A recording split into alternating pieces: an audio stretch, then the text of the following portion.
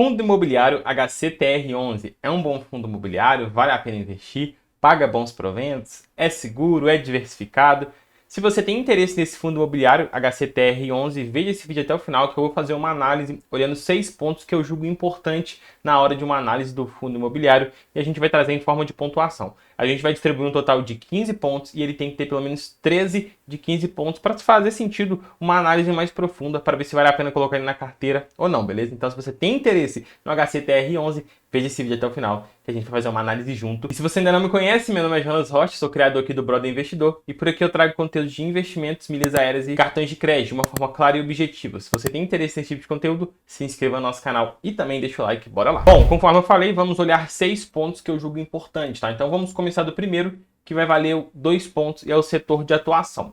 A gente vai usar esse site que chama Funds Explorer, é um site que eu gosto muito, é muito prático e didático de usar, tá? E para a gente ver o setor de atuação, a gente pode vir cá e ler a descrição ou olhar a carteira do fundo imobiliário, tá? Eu prefiro olhar a carteira porque aqui pode falar uma coisa e a carteira mostrar outra. Então o que vale mesmo é o que o fundo tem na carteira hoje. Então descendo aqui, a gente vai ter acesso ao relatório gerencial que o gestor solta todos os meses. O relatório gerencial é um meio de comunicação do gestor com os investidores, beleza? Então a gente clica no último aqui, o 31/8, ele vai carregar, a gente vai dar um zoom aqui, ó, para ficar mais claro de ver.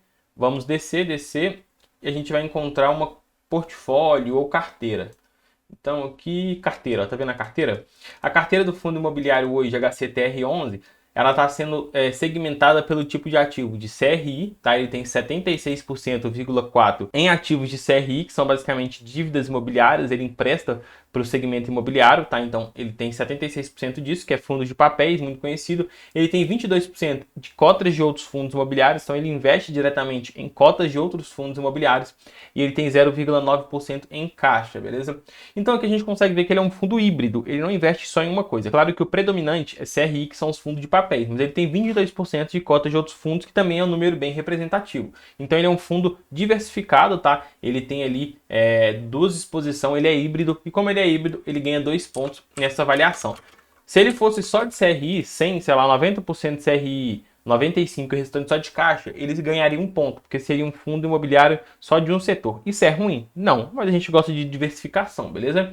Segundo ponto que a gente vai olhar vai ser a liquidez, tá? A gente vem aqui no Funds Explorer, a gente sobe aqui, ó, e a gente consegue ver essa parte aqui, ó, liquidez diária. A gente pega esse número aqui, abre a calculadora e multiplica pelo preço da cota, que seria R$ 104,79. A gente chega num valor médio de negociação diária de 4.700.000, tá? Essa seria a média de negociação diária.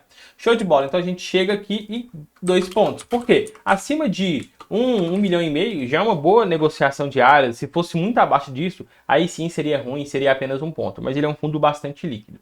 O terceiro ponto que a gente vai olhar vai ser a diversificação. Ele é um fundo imobiliário diversificado? A gente já viu um pouco através da carteira que ele tem uma boa diversificação, sim. Mas a gente vai olhar outros fatores, que seria a quantidade de CRI, a quantidade de outras cotas de fundos imobiliários que eles investem, tá? Então a gente consegue ver que o indexador, tá? Ele tem como principal indexador IPCA mais 10%, então bem alto. O restante seria CDI, GPM e NPC. Ele vai ter também subordinação, isso aqui é basicamente a qualidade dos CRIs dele, tá? Sênior é a melhor qualidade, subordinada é uma qualidade ruim e mezanino é uma qualidade média, beleza? Então você pode ver que ele tem 56% em boa qualidade e o restante em qualidade mais ou menos. Então você vê que ele não é um fundo só de qualidade alta, então isso é um ponto a atentar. Principalmente por isso que a gente vê que o IPCA mais 10%, que é uma rentabilidade muito alta, porque muitos desses aqui, muitas das operações provavelmente são operações de risco, beleza? Então descendo aqui mais para ver a carteira dele, a gente vê, ó, os CRIs pulverizados. Cada linha disso aqui, ó, é uma operação de CRI, que é uma operação de crédito. Eu gosto de olhar também a porcentagem do PL. Eu não gosto que tenha uma porcentagem alta porque, por exemplo, se tem uma operação de crédito aqui que é acima de 30%, quer dizer que se essa operação der algum problema, 30% da carteira do fundo ficou comprometida. E também o rendimento vai ficar comprometido e o seu dinheiro. Então eu gosto de olhar a porcentagem do PL, você pode ver que todos aqui são bem baixos, tá? O maior que tem seria esse aqui de 6,26% e o restante é bem diversificado. E cada linha dessa aqui, ó, é uma operação de crédito. Então a gente consegue ver que ele tem bastante operações de crédito aí, ó. Vamos ter uma noção aqui, ó. 3, 6, 9, 12. Deve ter mais ou menos umas 30 30 aqui e aqui umas 25, ou seja, ele tem aí aproximadamente 80, 90 operações de crédito, que é um número muito bom. E também os FIIs que eles investem, tá? Eles também têm CRIs corporativos, ó. E ele também tem as cotas de fundos imobiliários que eles investem, tá vendo? Que eles fazem investimentos ali. Então você pode ver que é bastante diversificado, muita operação de crédito. A quantidade de FIIs não é muita, tá? Mas ele tem uma quantidade ainda legal, tá? Mas poderia ser mais. E é isso aí. Eu gostei da carteira dele diversificada e também gostei de CRIs. Poderia ter mais os FIIs, mas aqui ele vai ganhar nesse total 3 pontos por ter bastantes operações de crédito, beleza? O quarto ponto que a gente vai olhar é o patrimônio. Ele é um fundo imobiliário grande ou um fundo imobiliário pequeno? Isso também é importante, tá? Ele tem 2,7 bilhões de patrimônio líquido, é um patrimônio grande e a gente também pode ver o tempo do fundo. Vamos ver se a gente consegue encontrar aqui.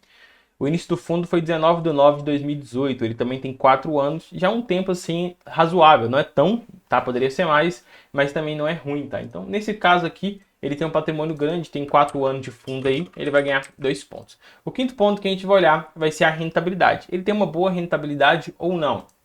Então aqui no Funds Explorer a gente consegue ver o último rendimento, foi R$ 1,10, tá? E um dividend yield de 1%. Vamos ver nos últimos 12 meses, ele pagou 17%, e um pagamento bom, mas está caindo provavelmente por conta da inflação que está reduzindo, né? Grande parte dele ele tem inflação atrelada.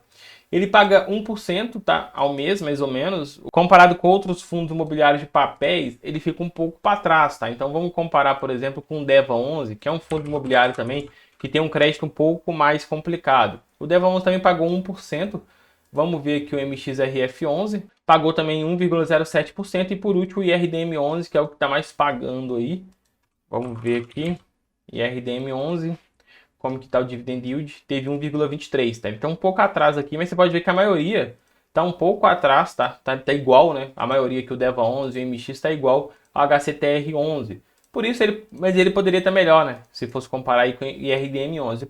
Não quer dizer que é ruim, mas aqui ele ganharia 2 pontos, beleza? A rentabilidade poderia ser um pouco melhor, porque ele também tem operações mais de risco na carteira. O sexto ponto que a gente vai olhar vai ser o preço. Ele está num bom momento para se comprar ou não? Isso é importante, tá? Não importa isso aqui tudo ser bom, mas se não tiver um bom momento para fazer a aquisição desse fundo imobiliário. Então aqui no Funds Explorer a gente vê aqui, ó, o preço sobre o valor patrimonial. Resumindo, esse indicador igual a 1 quer dizer que o fundo imobiliário está sendo negociado no preço justo. Abaixo de 1, ele está sendo negociado abaixo do seu preço justo, ou seja, com desconto no mercado ali secundário. E acima de 1, ele está sendo negociado acima do seu preço justo, ou seja, acima do que ele realmente vale. A gente consegue ver que o HCTR11 está sendo negociado muito abaixo do que ele realmente vale.